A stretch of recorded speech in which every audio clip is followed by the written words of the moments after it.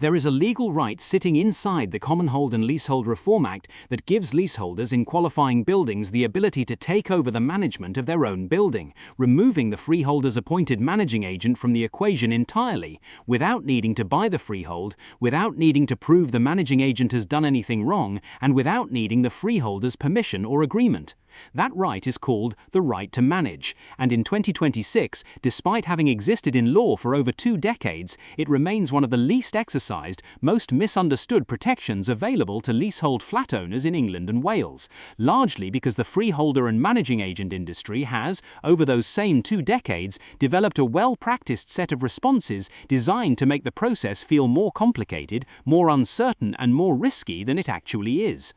The scale of who this potentially affects is significant. There are millions of leasehold flats in England and Wales, a meaningful proportion of them in buildings that would qualify for the right to manage under the current statutory criteria, and a meaningful proportion of those in buildings where at least some leaseholders have genuine sustained dissatisfaction with the current management arrangement. The gap between the number of buildings that could in principle exercise the right to manage and the number that actually have is enormous, and the single biggest driver of that gap is not a lack of qualifying buildings or a lack of dissatisfied leaseholders. It is a lack of awareness combined with a deliberate industry effort to make the available remedy feel inaccessible. I have been tracking the UK leasehold system for years, and the right to manage is one of the areas where the gap between what leaseholders believe is possible and what is actually legally available to them is widest. In the next few minutes, I am going to walk you through exactly how the right to manage works, what the genuine obstacles are versus the ones that are largely manufactured uncertainty,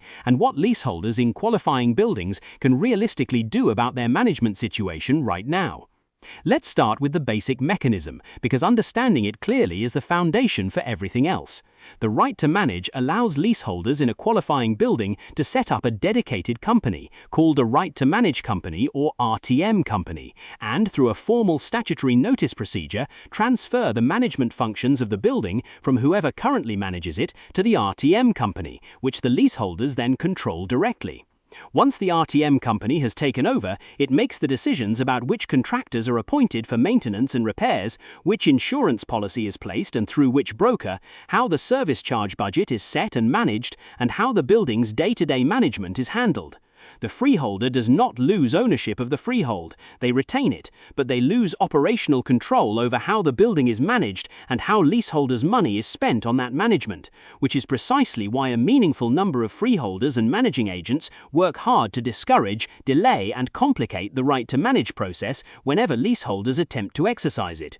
Red flag number 1, the freeholder and managing agent lobby consistently uses to discourage right to manage attempts, the qualifying criteria complexity argument. The right to manage is subject to specific qualifying criteria. The building must be a self-contained building or part of the building, at least 2/3 of the flats must be held on long leases, and no more than 25% of the internal floor area of the building can be in non-residential use. These criteria are presented by opponents of specific right to manage claims as complex, difficult to verify, and risky to rely on, since a failed RTM claim, where the building turns out not to qualify, can result in leaseholders bearing some of the freeholder's legal costs. In practice, for a typical residential leasehold flat block, the qualifying criteria are usually straightforward to assess with basic information about the building, and a specialist leasehold solicitor can give a clear view on qualification within a short initial consultation. The complexity argument is real in specific edge cases involving mixed-use buildings or complex building structures, but it is routinely deployed to discourage right to manage attempts in buildings where qualification is genuinely clear. Red flag number 2, a participation threshold that sounds daunting but is lower than most leaseholders assume. To exercise the right to manage, at least 50% of the qualifying leaseholders in the building must participate in the RTM company, meaning at least half the flat owners need to join the company as members. This threshold is often presented by opponents as a practical barrier, on the basis that getting half the flat owners in a building to agree on anything is difficult. In practice, leaseholders in buildings where service charge overcharging, poor maintenance, or management problems have been been running for any length of time frequently find that the participation threshold is not the hard part. The challenge is more often coordination and organization, finding who is willing to take the lead, making sure all leaseholders understand what the right to manage involves, and running the process correctly, rather than finding enough willing participants. Residents associations that already exist and are functioning well before a right to manage attempt begins consistently report faster and smoother processes than buildings where the RTM claim is the first time the leaseholder community has ever tried to act collectively, simply because the communication channels, the trust, and the basic organizational infrastructure are already in place and do not need to be built from scratch alongside the legal process itself. Red flag number 3, the notice procedure that is deliberately procedurally demanding and where errors can be exploited. The right to manage process requires serving formal statutory notices on the freeholder and on any third-party management company currently in place in a specific form and containing specific information, followed by a response period during which the freeholder can serve a counter notice disputing the claim if they believe the RTM company does not qualify or the notices were defective. This procedural structure gives a motivated freeholder several technical opportunities to challenge a right to manage claim on procedural grounds, most commonly by arguing that the notice was defective in some technical respect, which can delay the process and increase costs for leaseholders. The defense against this is straightforward. Use a specialist leasehold solicitor who has handled right to manage claims before and knows the procedural requirements precisely. But many leaseholders who have attempted the process without proper specialist guidance have found themselves caught by exactly this kind of technical challenge. Red flag number 4, the management transition period and what the freeholder can do during it. Once a valid RTM claim has been accepted or established, there is a formal transition period, currently running to 4 months from the date the claim is accepted, before the RTM company actually takes over management.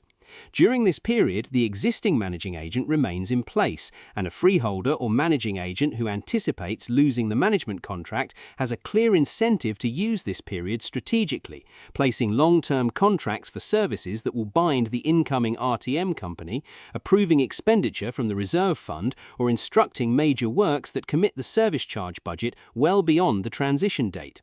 Leaseholders pursuing a right to manage claim need to be aware of this dynamic and, where possible, monitor the management activity in the building closely during the transition period rather than simply waiting for it to end.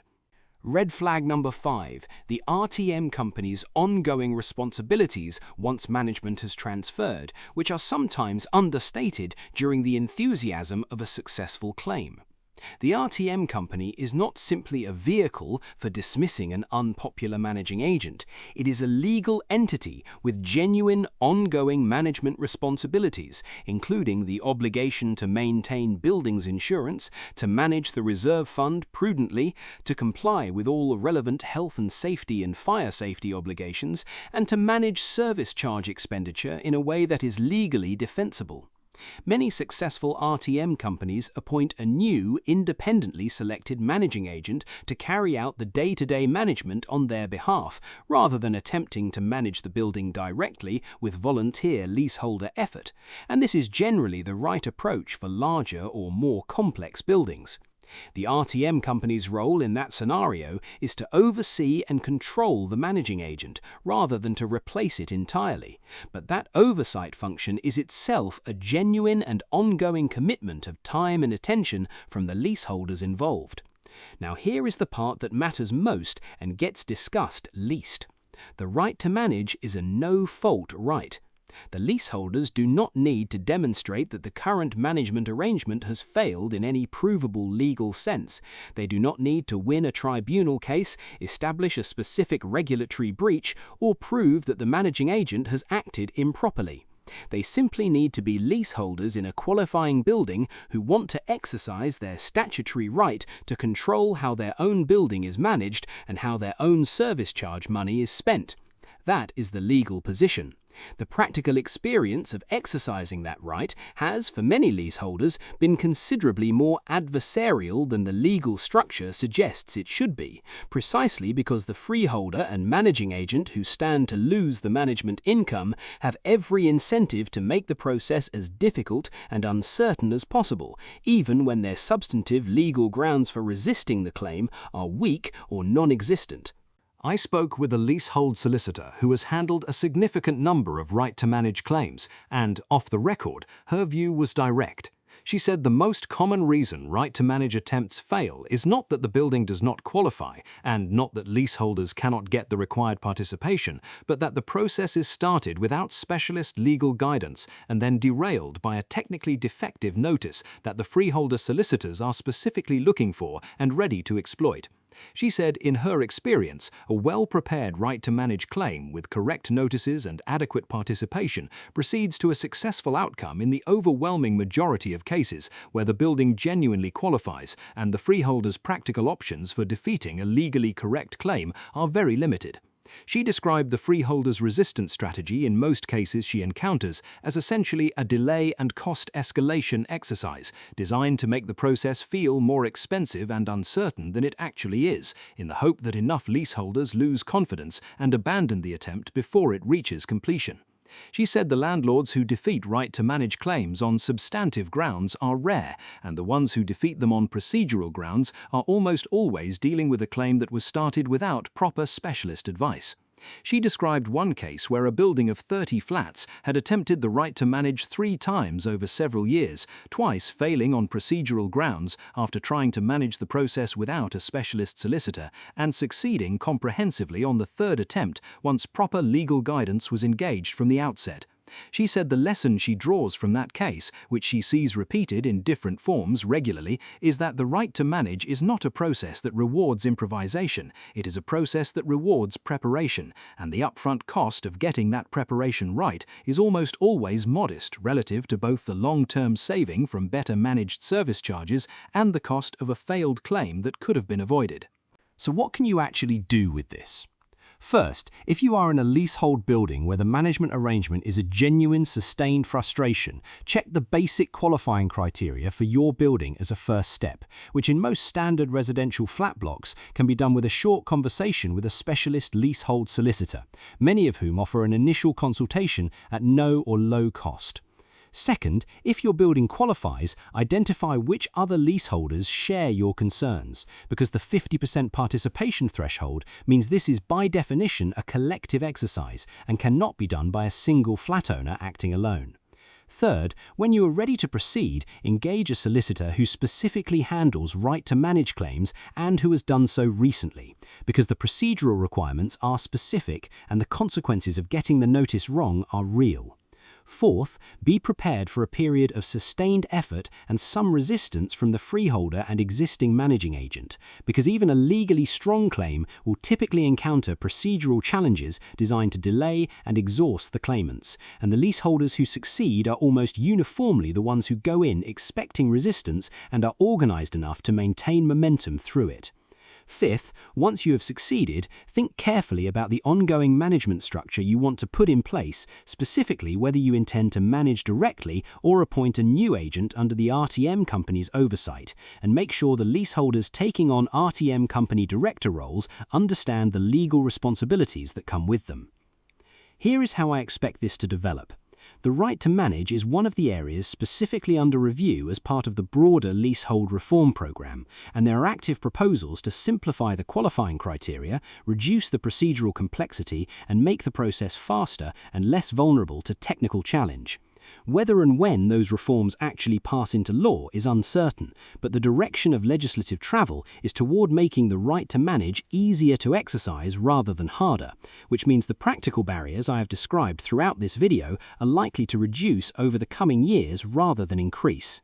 Expect the volume of right-to-manage claims to continue rising as awareness grows and as the broader leasehold reform conversation keeps the issue in public view. and expect continued resistance from parts of the freeholder and managing agent industry, for the straightforward reason that a successful right to manage claim directly removes a source of management income from whoever currently holds it, and that income across a large managed portfolio represents a genuinely significant commercial interest worth defending through every available procedural means. It is also worth watching how the right to manage interacts with the broader common hold reform agenda. If common hold eventually becomes the default tenure for new residential flat developments, the right to manage becomes less relevant for future developments, since common hold owners would already control their own management directly from the outset. But for the millions of existing leaseholders in buildings built and sold under leasehold tenure, the right to manage remains the most practically accessible route to management control currently available, and its importance will not diminish until the existing leasehold stock has been substantially converted or replaced, a process that will take decades at any realistic pace of reform. The uncomfortable truth is that the right to manage exists specifically because Parliament recognised that leaseholders needed a practical route to end a management arrangement they were dissatisfied with without having to win a legal argument about fault or prove a breach of a specific standard. The right to do that is yours if your building qualifies. The system has been made to feel harder than it is. It is not easy, and it requires collective effort, proper legal guidance, and sustained determination. But it is considerably more accessible than the industry resistance to it suggests, and for leaseholders who have been paying for management they consider poor, inflated, or conflicted for years, it is the most direct structural remedy currently available to them, and one that the freeholder has no legal basis to prevent as long as the process is followed correctly.